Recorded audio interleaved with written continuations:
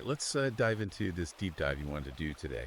Um, you're obviously interested in men's rights and specifically, how to navigate a world where it feels like, society might be stacked against you. Yeah. This book, you sent over really digs into that, and it looks like it's really speaking to a lot of men who feel like they're getting a raw deal. It definitely doesn't hold back. Yeah. One thing that really struck me was how the book frames the whole issue. Yeah. It argues that men today are facing an uphill battle, not just in terms of outright discrimination, but in those subtle shifts in how society and institutions operate. Okay, so break that down for me a little. Yeah. What do you mean by these subtle shifts?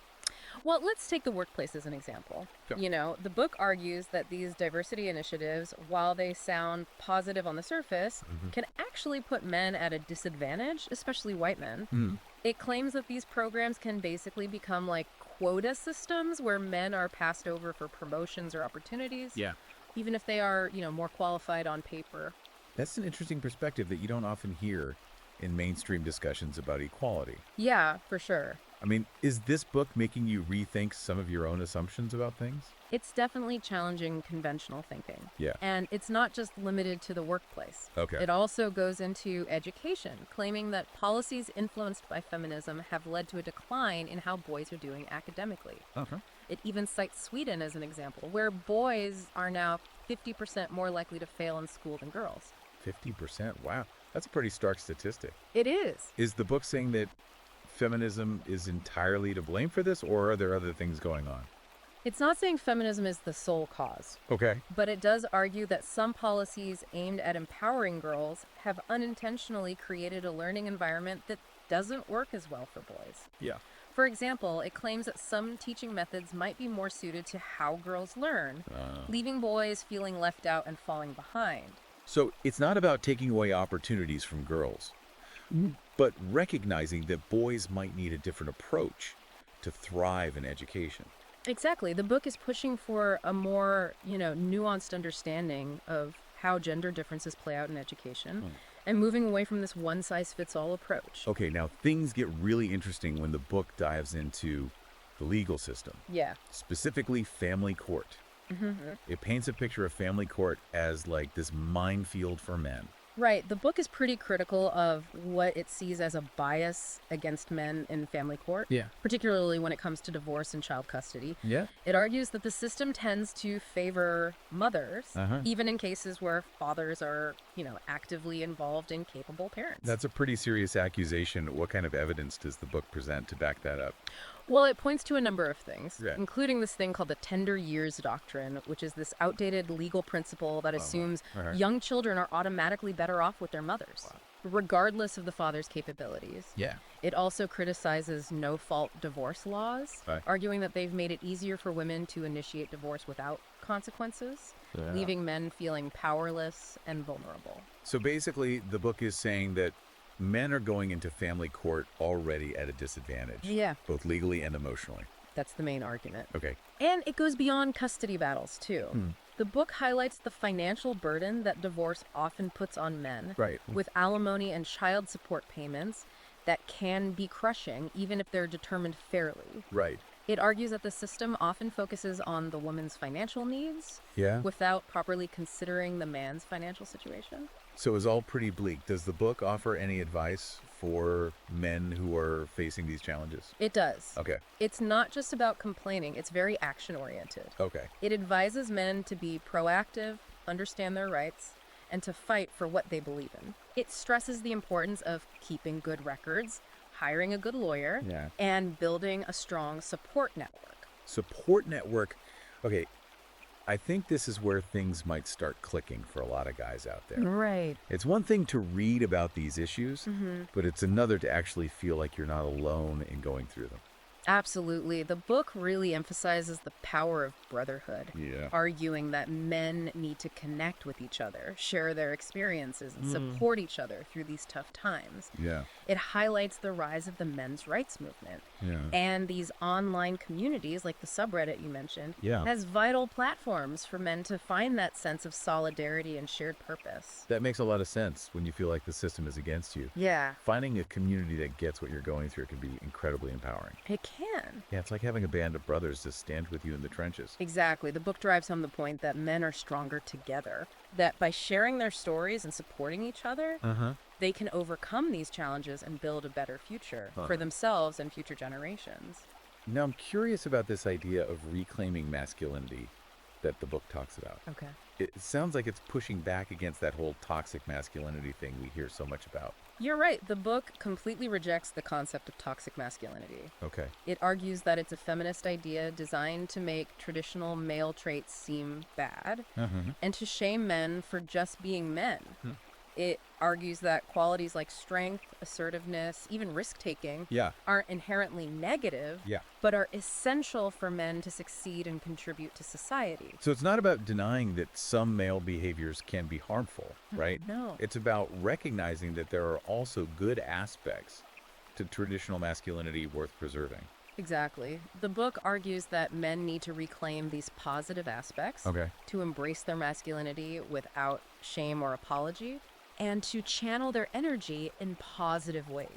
It's interesting that the book even uses the term warrior mentality in a positive light. Yeah. That's a term that often gets thrown around negatively, but the book seems to be reframing it as a mindset of resilience and strategic thinking that men can use to overcome obstacles. Exactly. It's about embracing that warrior's strength and determination, but channeling it towards goals like building a successful career, protecting their family, or contributing to their community. It almost sounds like the book is trying to revive a sense of honor and purpose among men, a sense that's maybe been lost in modern society. Yeah, that's a good way to put it. The book argues that men are searching for meaning and purpose, and they can find it by embracing those good parts of their masculinity and using their strengths to make a positive impact. I know we've barely scratched the surface of this book, but I can already see why it's hitting home with men who are feeling disillusioned or marginalized. It's like it's giving them a way to express their frustrations and a framework for understanding their experiences. And it's not just about understand. The book is a call to action. It's urging men to not just sit back and complain, but to take charge of their lives, build a better future for themselves and their families. All right, so we've talked about a lot here. Challenges in the workplace, the family court system, the power of brotherhood, reclaiming masculinity. It feels like we're just getting started, though. There's so much more to uncover here. There is, definitely. Okay, well, buckle up, everyone. Yeah. We're going in deep. We are. Let's get back to that idea of the gynocracy you brought up. Yeah, okay. It's a term you hear a lot in men's rights discussions. And this book really dives deep into it. I think it's something that a lot of men in our audience are wrestling with. This idea that society has shifted to favor women, often at the expense of men. Right. The book argues that you can see this shift towards a gynocracy in all sorts of places in society. Like it talks about hiring practices where women might be given preferential treatment, even if a man is equally or even more qualified. Yeah, I can see how that would be frustrating, especially when you're competing for jobs. But isn't that just trying to balance things out after, centuries of men dominating the workforce? The book acknowledges that there's historical inequality for sure. But it says the pendulum has swung too far in the other direction. It claims men are now facing a new kind of discrimination, one that's often disguised as progress. So it's not about denying that women have faced discrimination, right? It's about recognizing that the solutions may have created new problems for men. That's the point. The book wants a more balanced approach. One that acknowledges the needs and challenges of both genders. It even talks about benevolent sexism. Benevolent sexism, where actions that seem positive towards women actually reinforce traditional gender roles and undermine true equality. Give me an example of what the book considers benevolent sexism.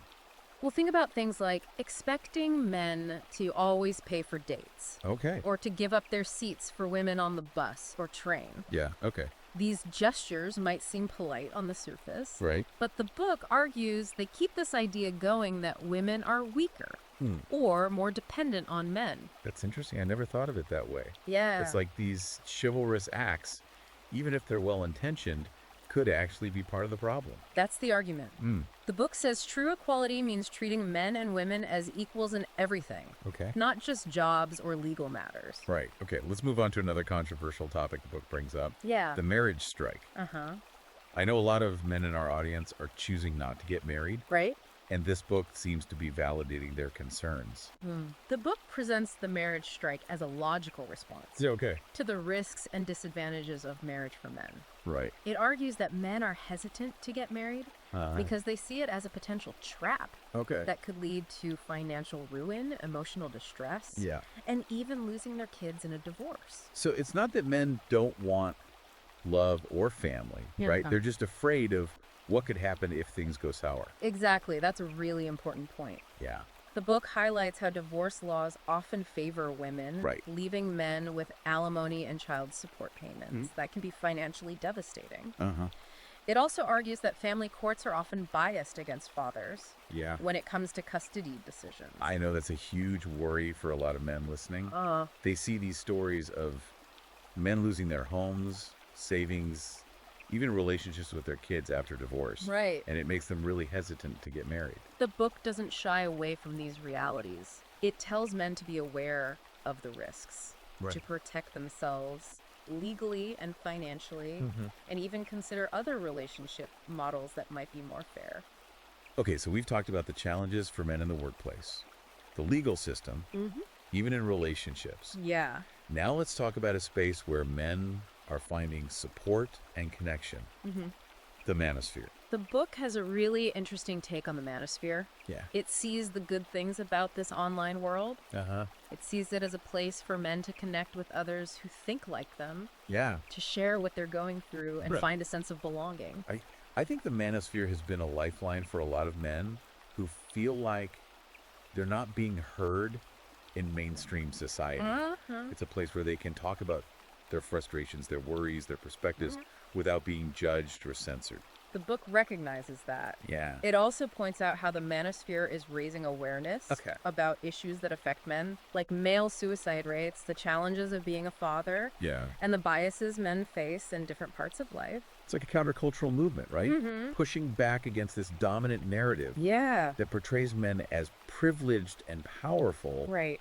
while ignoring the real struggles so many men face. Exactly. The book sees the manosphere as a necessary correction, Okay. a place where men can challenge the status quo, Yeah. reclaim their masculinity, and fight for their rights. But it seems to acknowledge the potential downsides of the manosphere too, right? It does. The book warns against falling into an echo chamber Yeah. of negativity or resentment. Right. Yeah. It says it's important to use the manosphere for growth and positive change, Yeah. not just for complaining or blaming women. It's a tricky balance. It is. On one hand, it can be validating and supportive for men who feel marginalized.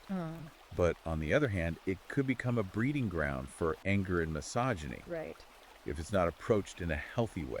The book encourages men to use the manosphere wisely, Yeah. to have thoughtful conversations, Okay. challenge their own biases, and channel their energy into positive action. Okay, now let's shift gears a bit Okay. and talk about one of the most controversial things the book gets into.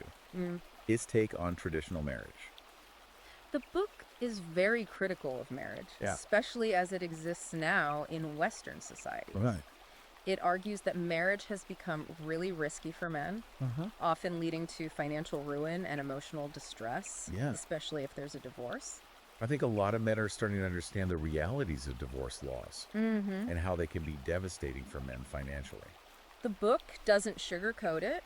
Yeah. It even calls marriage a trap, designed to benefit women at the expense of men. Okay. It talks about the high divorce rates, the burden of alimony and child support, Yeah. and the risk of men losing custody of their children Right. in a system it claims is often biased against them. I know this is a sensitive topic, It is. but it's a conversation we need to have. Yeah.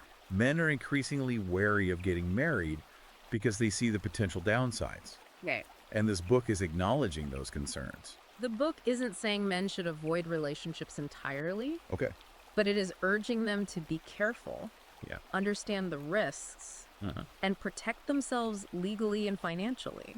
So it's about going into marriage with your eyes wide open, Exactly. not just blindly following societal expectations or romantic notions. The book encourages men to be realistic about the challenges of marriage, Right. to choose their partners carefully, Mm-hmm. and consider all the possible consequences before making that commitment.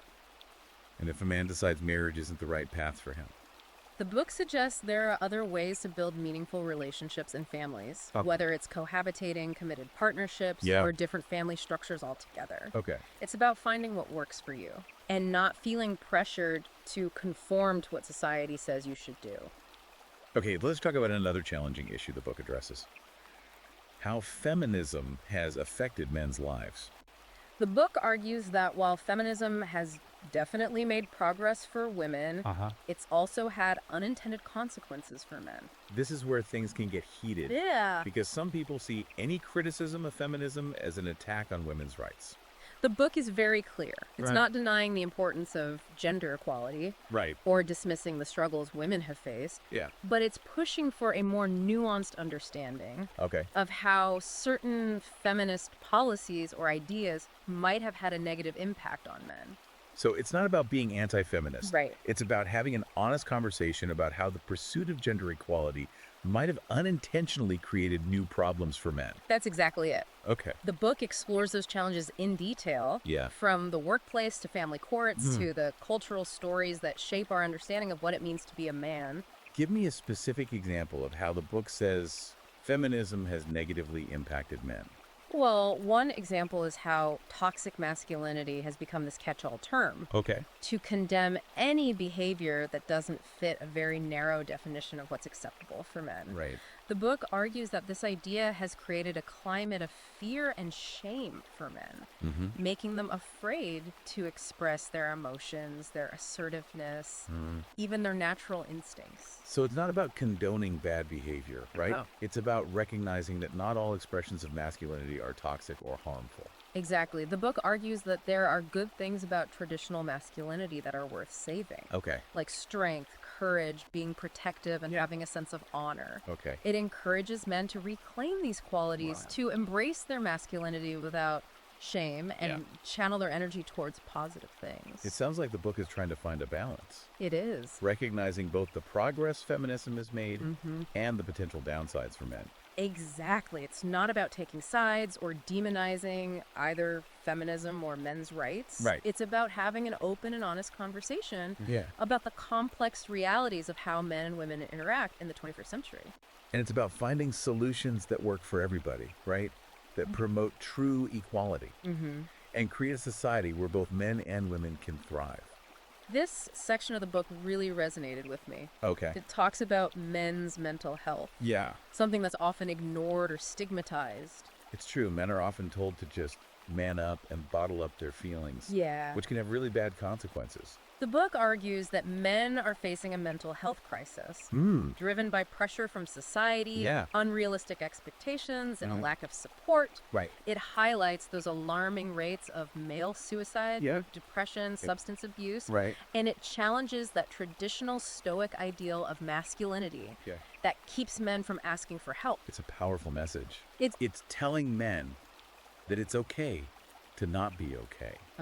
That seeking help is a sign of strength, not weakness. The book encourages men to be more open about their feelings, Okay. to build strong support networks, Yep. and to get professional help when they need it. Uh-huh. It also emphasizes finding healthy ways to deal with their emotions, Okay. whether that's through exercise, creative stuff, Yeah. or just spending time in nature. It's about taking care of your mental and emotional well-being, just like you would your physical health. Exactly. The book stresses that men don't have to suffer in silence. Right. There are resources out there, people who care, Yeah.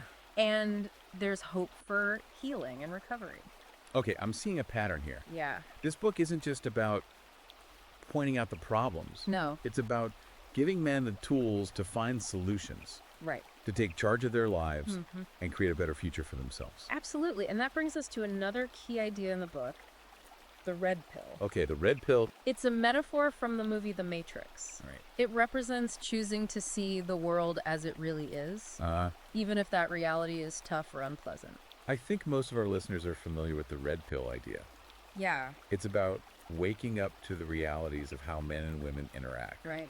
the societal biases that often favor women, and the ways men can be disadvantaged or even taken advantage of. The book really digs into the red pill philosophy, Okay. exploring different aspects of this awakening, Yeah. from the legal system to how the media portrays men, Right. to the social expectations that can undermine men's well-being. It's like peeling back the layers of how we're conditioned by society to see the truth, even if it's hard to swallow. The book doesn't hide the potential downsides of the red pill either. Okay. It acknowledges that some men can become angry or resentful, Right. even misogynistic after taking the red pill. It's easy to fall into a victim mentality It is. or to blame women for all of men's problems. The book warns against that.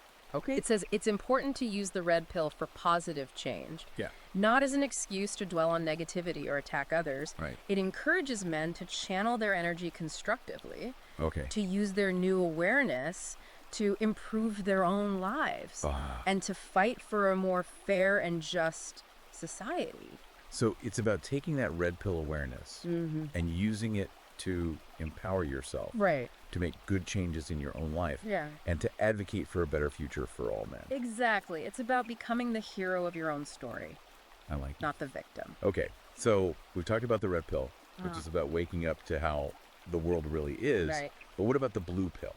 Okay. What does the book say about that? In this book, the blue pill represents choosing to stay ignorant, to live in this blissful state of not knowing. It's the comfort of believing the world is fair, that men and women are treated equally, and that if you work hard and follow the rules, you'll be fine. The book argues that the blue pill is a dangerous illusion, Okay. one that traps men in a cycle of denial and self-sabotage. It says that men who hold on to the blue pill are often blind to the ways they're being disadvantaged, exploited, even manipulated. It's like living in a fantasy world Yeah. where you're unaware of the forces working against you. The book encourages men to reject the blue pill, Okay. to face the truth, no matter how uncomfortable it is, and use that knowledge to empower themselves. So it's a call to wake up, see the world clearly, and take control of your own destiny. Exactly. The book offers a path to liberation. Okay. A way for men to break free from that blue pill illusion yeah. and embrace a more authentic and empowering way of being a man. Okay. It encourages men to become aware of how they've been conditioned, Right. to challenge those limiting beliefs, and create a new set of values that align with their true selves. It's a journey of self-discovery, right? It is. Shedding those layers of social programming and embracing your true potential. The book gives practical advice for men who are ready for that journey, Okay. offering strategies for building self-awareness, Yeah. developing emotional intelligence, and navigating relationships in a more genuine and fulfilling way. It's like a roadmap to a more conscious and empowered masculinity, a guide to becoming the man you were always meant to be. And that journey often begins with understanding the sexual marketplace. Okay. Something the book goes into quite a bit. I know that term can make some people squirm, Yeah. but it's a reality we can't really ignore. The sexual marketplace is basically a way to describe the dynamics of attraction and choosing a mate. Right. It's not about reducing human relationships to cold transactions, Right. but it's about acknowledging that certain factors influence who we're drawn to and why. Yeah, it's like understand the rules of the game so you can play strategically and improve your chances. The book argues that men need to be aware of the things that determine their value in this marketplace. Okay, like what? Things like physical attractiveness, social status, personality traits. So not just judging people on the surface, Right. but understanding what drives attraction and mate selection. The book encourages men to invest in themselves, Okay. improve their physical health, develop their social skills, and cultivate their character. Cool. Not just to attract a partner, Yep. but to become the best versions of themselves. It's about leveling up, right? It is. Becoming the most attractive and desirable version of yourself. The book emphasizes that the sexual marketplace isn't fixed. Okay. A man's value can change over time based on his actions, achievements, even personal growth. So it's a message of empowerment, It is. telling men they're not stuck where they are. Right. They can improve their standing by working on themselves and becoming their best selves. And that message goes beyond dating and relationships. Okay. It's about taking control of your life, defining success on your own terms, and going after your goals with everything you've got. Okay, so we've covered a lot of ground here. Mm-hmm. The challenges men face in this Chinocracy, Mm-hmm. importance of brotherhood, that red pill awakening. Right. I'm hearing a theme of resilience, Yeah. of men taking charge of their lives and building a better future for themselves. You got it. And that takes us to the last chapter of the book. Okay. Where it gives men practical advice on how to build a more fulfilling and meaningful life. Okay. No matter what obstacles they encounter. I'm really interested to hear what the book has to say about that. All right, so we're wrapping up this deep dive into this book, and I gotta say, it's been a wild ride. Yeah. We've talked about some really tough stuff. Yeah. But I think the biggest takeaway is this idea of men taking charge and creating a better future for themselves. Totally. This book isn't about whining, you know? It's about giving men the tools to find solutions and build a life that's, well, fulfilling and has real meaning. So let's get into that. What does the book suggest men can actually do to create that better future? One of the core messages is that men have to define success on their own terms, find their own path, and really go after what they're passionate about.